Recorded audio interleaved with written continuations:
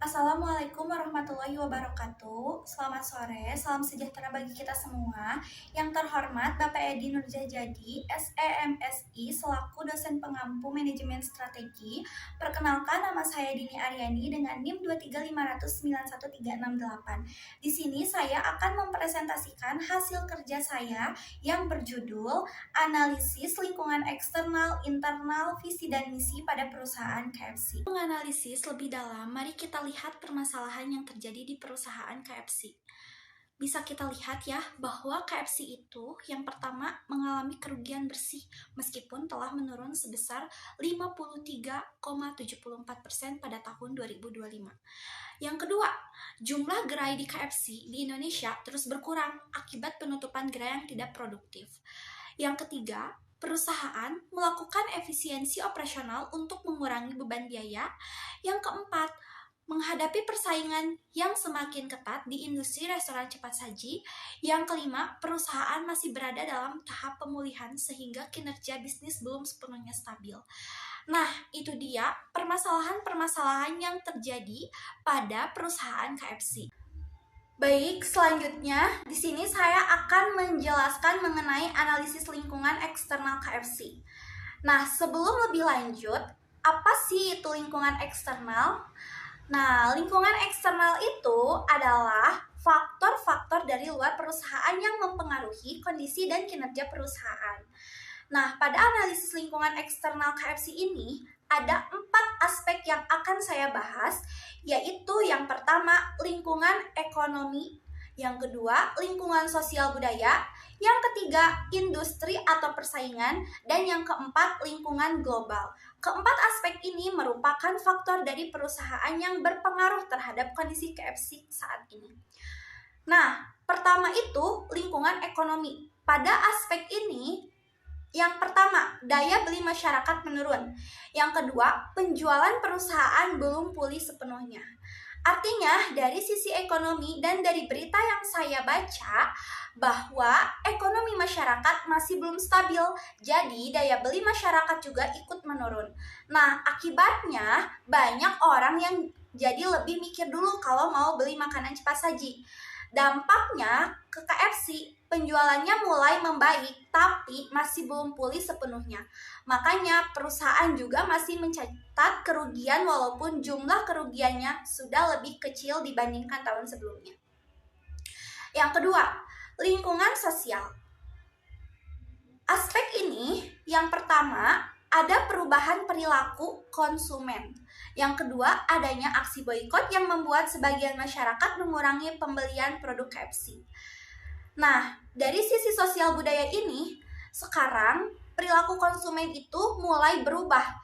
Masyarakat bukan cuma melihat mereknya saja, tapi juga melihat kondisi ekonomi dari isu yang lagi berkembang. Nah, di berita juga dijelaskan kalau adanya aksi boikot membuat sebagian masyarakat memilih untuk mengurangi pembelian produk KFC. Hal itu akhirnya berdampak ke jumlah pelanggan dan penjualan perusahaan. Yang ketiga, lingkungan industri. Pada aspek ini, terdapat persaingan restoran cepat saji semakin ketat. Yang kedua, konsumen memiliki banyak pilihan. Nah, kalau dilihat dari sisi persaingan ini, sekarang restoran cepat saji itu saingannya semakin banyak. Bukan cuma KFC, tapi ada McDonald's, Richeese, AW, sampai brand lokal juga makin berkembang. Jadi, konsumen punya banyak pilihan. Nah, menurut saya, kondisi ini membuat KFC terus berinovasi supaya tetap bisa menarik perhatian konsumen dan tidak kalah bersaing. Yang keempat, ada lingkungan global. Nah, pada aspek ini, yang pertama ada dampak pandemi COVID-19. Yang kedua, ada konflik global yang memicu isu boikot. Nah, jadi dari lingkungan global ini dan dari sumber berita yang saya gunakan, KFC ini masih merasakan dampak setelah pandemi COVID-19, walaupun pandemi sudah selesai. Efeknya terhadap bisnis masih terasa sampai sekarang. Selain itu juga, konflik global memunculkan isu boikot terhadap beberapa merek internasional, termasuk KFC. Jadi, walaupun masalahnya berasal dari luar perusahaan, tetap saja dampaknya terasa terhadap penjualan kondisi bisnis KFC saat ini di Indonesia. Nah, setelah tadi membahas lingkungan eksternal, sekarang saya lanjut ke analisis lingkungan internal KFC. Kalau lingkungan internal ini lebih membahas kondisi yang ada di dalam perusahaan. Sesuai materi di PPT, analisis yang masuk ke dalam kondisi KFC saat ini ada 3 aspek, yaitu aset berwujud, aset tidak berwujud, dan kemampuan organisasi. Yang pertama, ada aset berwujud atau tangible asset. Nah, pada aspek ini, ada jumlah gerai KFC terus berkurang. Ada penutupan gerai yang kurang produktif sebagai bentuk efisiensi. Nah, artinya dari aset berwujud ini dan dari berita yang saya lihat bahwa jumlah gerai KFC memang terus berkurang. Nah, tapi menurut saya ini bukan berarti KFC asal menutup gerai begitu saja, melainkan mereka memilih menutup gerai yang memang kurang produktif. Jadi tujuan utamanya lebih ke efisiensi supaya biaya operasional perusahaan bisa ditekankan dan kondisi keuangan perusahaan bisa lebih membaik. Yang kedua, itu ada aset tidak berwujud atau intangible asset. Nah, pada aspek ini, yang pertama, brand KFC masih memiliki nilai yang kuat. Yang kedua, reputasi perusahaan terdampak oleh isu boykot. Artinya, dari sisi aset tidak berwujud ini, walaupun kondisi KFC lagi mengalami penurunan, menurut saya brand KFC masih cukup kuat karena sudah dikenal masyarakat sejak lama. Cuman dari berita memang dijelaskan kalau reputasi KFC sempat terdampak karena adanya isu boykot. Jadi sebenarnya bukan kualitas produk yang berubah, tapi kepercayaan sebagai konsumen yang menurun akibat isu tersebut. Nah, yang ketiga itu ada kemampuan organisasi atau organizational capabilitas. Pada aspek ini, yang pertama, perusahaan melakukan efisiensi operasional. Yang kedua, KFC berhasil menekankan kerugian sebesar 53,74% dibandingkan tahun sebelumnya. Dan yang ketiga, fokus pada proses pemulihan bisnis. Nah, kalau dilihat dari kemampuan organisasi ini, menurut saya KFC masih menunjukkan kalau mereka bisa mengelola perusahaan dengan cukup baik. Soalnya mereka langsung mengambil langkah seperti melakukan efisiensi operasional dan menutup gerai yang kurang menguntungkan. Bahkan dari berita CCN yang sudah saya baca, di sana menjelaskan kalau kerugian perusahaan ini berhasil ditekankan sekitar 53,74% dibandingkan tahun sebelumnya. Artinya, strategi yang dilakukan mulai menunjukkan hasil walaupun perusahaan masih dalam proses pemulihan. Nah, setelah membahas lingkungan eksternal dan internal, selanjutnya saya akan merangkum hasil analisis tersebut ke dalam analisis SWOT. Jadi SWOT ini tuh digunakan untuk melihat apa saja kekuatan, kelemahan, peluang, dan ancaman yang dimiliki KFC berdasarkan kondisi yang sedang terjadi. Yang pertama, ada strength. Nah, strength ini ada brand KFC sudah dikenal luas. Yang kedua, efisiensi operasional. Yang ketiga, kerugian berhasil dikenal. Nah, kalau dilihat dari sisi strength atau kekuatan ini, menurut saya KFC masih punya brand yang sangat kuat karena sudah dikenal masyarakat sejak lama. Selain itu, dari berita juga terlihat kalau perusahaan berhasil melakukan efisiensi operasional.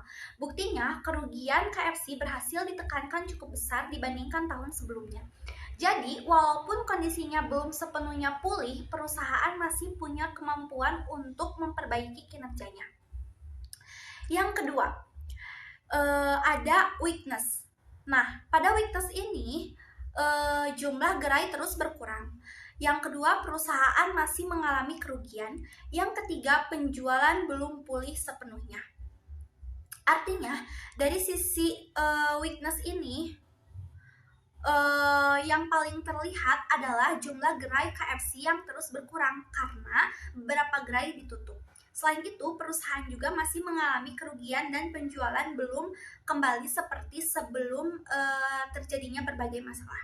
Jadi, hal ini menunjukkan kalau kondisi internal KFC memang masih dalam tahap pemulihan. Yang ketiga, itu ada opportunities. Nah, pada opportunities ini, kondisi bisnis mulai pulih, peluang inovasi produk dan promosi, dan yang ketiga, pasar makanan cepat saji masih besar. Nah, dari sisi opportunities ini, menurut saya peluang KFC masih cukup besar karena bisnis restoran cepat saji di Indonesia masih memiliki banyak peminat. Selain itu, kondisi perusahaan juga mulai menunjukkan tanda-tanda pemulihan. Jadi, kalau KFC terus melakukan inovasi produk, memberikan promo yang menarik dan mengikuti kebutuhan konsumen, peluang untuk meningkatkan penjualan masih terbuka. Yang keempat itu ada treats. Nah, pada treats ini daya beli masyarakat menurun. Yang kedua, persaingan semakin ketat, dan yang ketiga, isu boikot dan konflik global. Jadi, pada treats ini dan dari hasil analisis eksternal tadi, ancaman yang dihadapi KFC cukup banyak, mulai dari daya beli masyarakat yang menurun, persaingan restoran cepat saji yang semakin ketat, sampai adanya isu boikot dan konflik global yang berdampak pada citra serta penjualan perusahaan. Jadi menurut saya ancaman ini yang menjadi tantangan terbesar bagi KFC saat ini. Baik, setelah melihat kondisi perusahaan melalui analisis eksternal, internal, dan SWOT, selanjutnya saya akan menjelaskan visi dan misi yang dimiliki oleh KFC. Visi KFC adalah menjadi restoran cepat saji nomor 1 di Indonesia dan mempertahankan kepemimpinan pasar dengan menjadi restoran yang modern dan terfavorit dari segi produk, harga, pelayanan, dan fasilitas. Sedangkan misinya itu adalah memperkuat citra merek KFC melalui inovasi, terus meningkatkan kualitas produk pelayanan dan fasilitas, serta selalu menyesuaikan diri dengan kebutuhan dan selera konsumen yang terus berubah. Jadi, jika dilihat, sebenarnya visi dan misi ini sudah cukup jelas. Artinya, KFC ingin tetap menjadi pilihan utama masyarakat dengan terus melakukan inovasi dan memberikan pelayanan yang terbaik. Baik, setelah melihat visi dan misi KFC, di sini saya akan mengkritisi visi misi tersebut karena menurut saya ada beberapa hal yang masih belum sejalan antara visi dan misi KFC dengan kondisi perusahaan saat ini. Analisa dan kritikan visi yang pertama. Visi menjadi restoran cepat saji nomor 1, hal itu belum sepenuhnya tercapai. Yang kedua, penjualan masih belum pulih meskipun kerugian sudah berkurang. Kritikan yang ketiga, isu boikot membuat citra perusahaan dan jumlah pelanggan ikut terdampak. Kritikan yang keempat, persaingan restoran cepat saji semakin ketat sehingga posisi KFC semakin tertantang. Kritikan yang kelima, penutupan beberapa gerai menunjukkan perusahaan masih fokus pada pemulihan, bukan ekspansi.